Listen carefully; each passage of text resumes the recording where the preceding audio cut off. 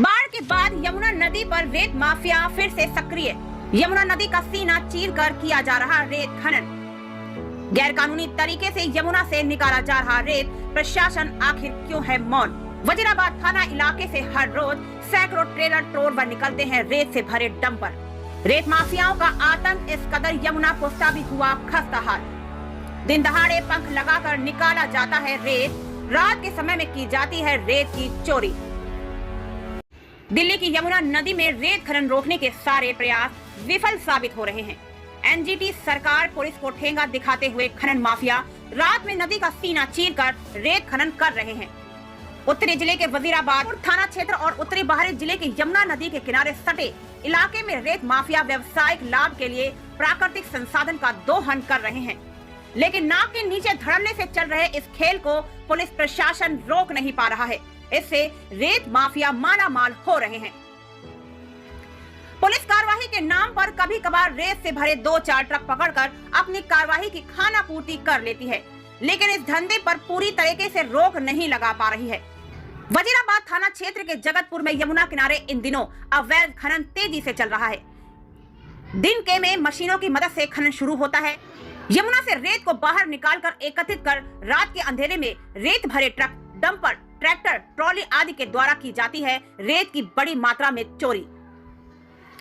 चोरी से रेत को ले जाने वाले वाहन जैसे ट्रक, डंपर, ट्रैक्टर, ट्रॉली आदि को हर रोज रात के समय यमुना पुस्ते से गुजरते हुए देखा जा सकता है। सूत्र बताते हैं कि पुलिस व प्रशासनिक अधिकारी सब कुछ जानते हुए आंखें बंद किए हुए हैं। आपको बता दें, कई वर्षों से वजीराबाद थाना अंतर्गत जगतपुर यमुना किनारे से रेत चोरी कर भारी वाहनों में आवाजाही होने के चलते अब यमुना पुस्ता भी खस्ता हाल हो चुका है। रात के अंधेरे में कोई रेत को ले जाते हुए न देखे, इस वजह से स्ट्रीट लाइट को रात में बंद कर दिया जाता है। बिजली के पोल से बिजली की तारें खींच ली गई हैं। यमुना नदी से निकलने वाले रेत के भारी वाहनों के चलते पुस्ता बांध भी खस्ता हाल हो चुका है।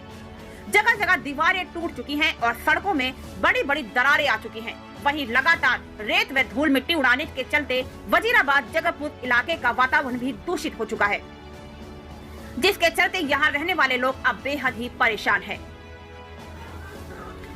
आपको बता दें, यमुना नदी में जिस जगह से रेत निकाला जाता है वहाँ बड़े बड़े खड्डे हो जाते हैं और कोई भी अनजान शख्स जैसे ही यमुना में नहाने के लिए पहुँचते हैं, उन खड्डों के फंसने की वजह से मौत हो जाती है।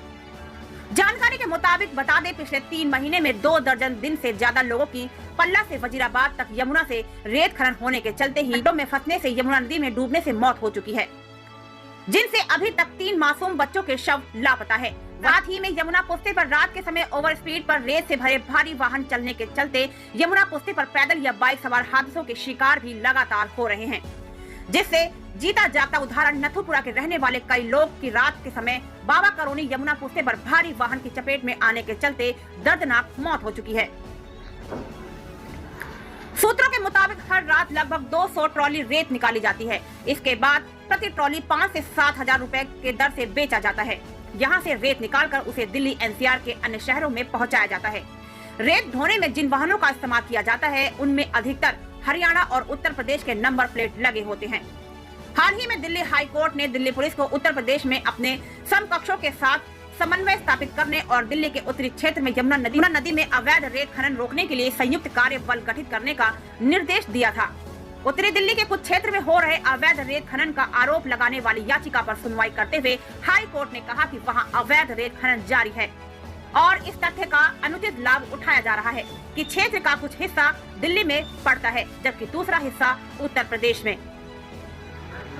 फिलहाल वजीराबाद थाना पुलिस पर अब बड़ा सवाल खड़ा होता है कि यमुना किनारे से रेत खनन बड़ी मात्रा में लगातार किया जा रहा है और रेत चोरी करने वाले वाहन रात के समय सड़कों पर फर्राटा भरते हुए चलते हैं, परंतु ऐसे में पुलिस पेट्रोलिंग और बैरिकेडिंग लगाकर पुलिस चेकिंग के नाम पर जो दावे दिल्ली पुलिस की तरफ से किए जाते हैं वह फेल होते हुए नजर आ रहे हैं और कहीं न कहीं प्रशासनिक अधिकारियों की मिली भगत से खनन माफियाओं के हौसले बुलंद है। बड़ी मात्रा में होने वाले रेत खनन के बाद अब प्रशासनिक अधिकारियों पर भी भ्रष्टाचार के आरोप सिद्ध होते हुए नजर आ रहे हैं। Report unique India TV.